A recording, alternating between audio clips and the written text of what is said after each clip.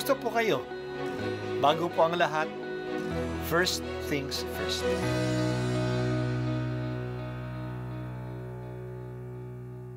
Good morning po. Sinisimulan po natin ngayon ang first things first. At dito po, tinatalakay natin sa unang bahagi ng umaga natin ay ang first readings na binabasa po sa banal na misa. Ito pong tinatalakay natin kasi madalas po kasi marami na tayong alam tungkol sa gospel readings.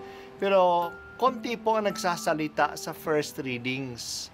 Pero ang first readings, bahagi din po yan ng Biblia, ng banal na kasulatan. Kaya susubaybayan po natin ang mga first readings.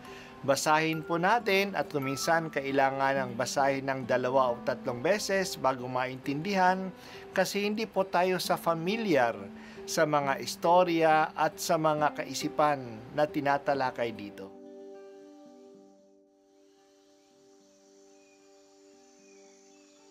Ang pagbasa mula sa sulat ni Apostol San Pablo kay Tito, pinakamamahal, ang itinuro mo'y yaong wastong aral. Sabihin mo sa matatandang lalaki na sila'y maging mahinahon, marangal, matimpi, matatag sa pananampalataya at pag-ibig, at matiyaga. Sa matatandang babae naman, sabihin mong sila'y mamuhay ng maayos. Huwag maninirang puri at huwag mahilig sa alak. Magturo sila ng mabuti upang maakay nila ang mga kabataang babae na magmahal sa sariling asawa at mga anak. Ang mga babaeng ito ay kailangan din nilang turuang maging mahinahon. Malinis ang isipan, masipag, mabait at masunurin sa kani-kanilang asawa upang walang masabi laban sa salita ng Diyos. Pagbilinan mo rin ang mga kabataang lalaki na sila'y magpigil sa sarili sa lahat ng paraan. Magpakita ka ng magandang halimbawa. Maging tapat ka sa iyong pagtuturo at huwag itong ariing biro. Wastong pangungusap ang lagi mong gagamitin upang hindi mapintasan ninuman ang sinasabi mo.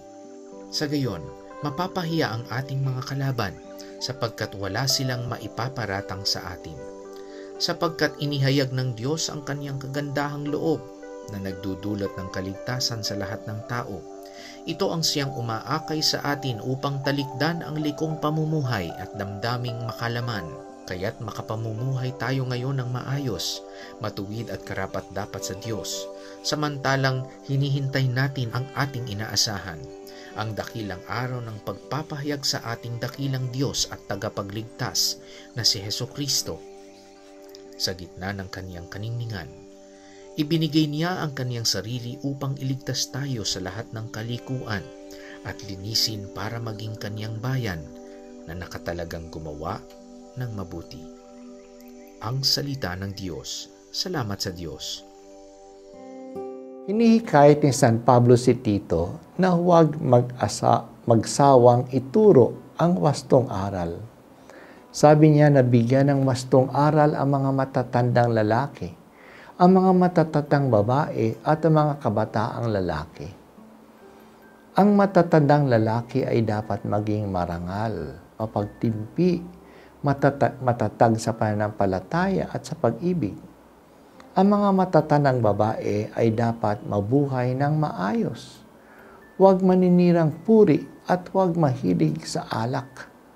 Dapat akayin nila ang mga batang babae sa magandang asal.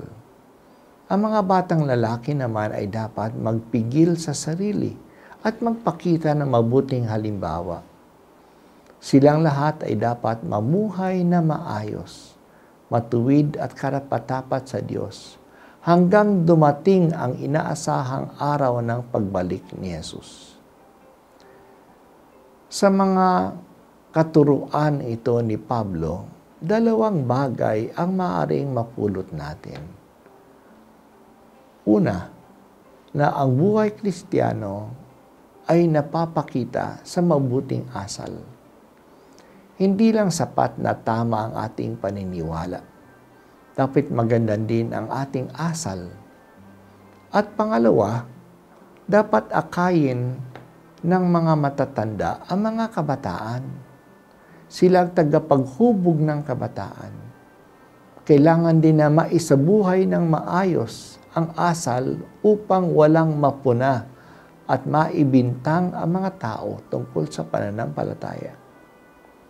Madalas nating marinig ang pagpaparatang sa simbahan dahil sa masasamang pamumuhay ng mga Kristiyano.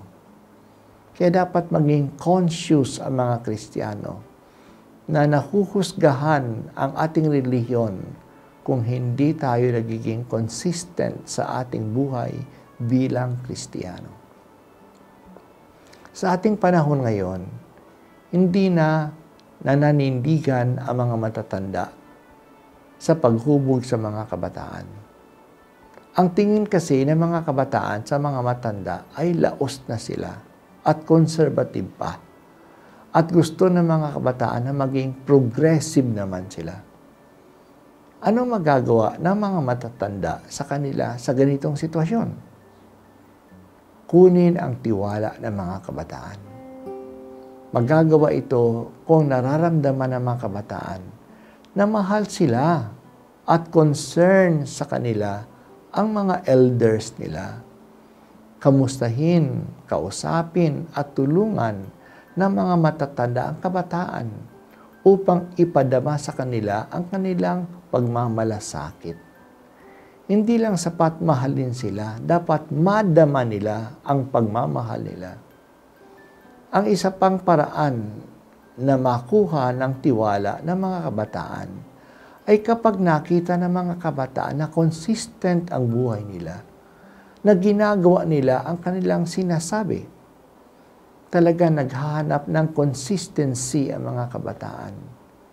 Kung saan nila ito makita, maniniwala sila. Kailangan gawin ng mga matatanda ang sinasabi nila sa mga kabataan. Hindi po madali, Panginoon, ang mamuhay ayon sa iyong katuruan. Pero salamat po sa Banal na Espiritu na ibinigay ninyo sa amin upang tulungan kaming maging consistent sa magandang asal sa pananampalataya. Puspusin mo ninyo kami, Banal na Espiritu, at panibaguhin ninyo kami.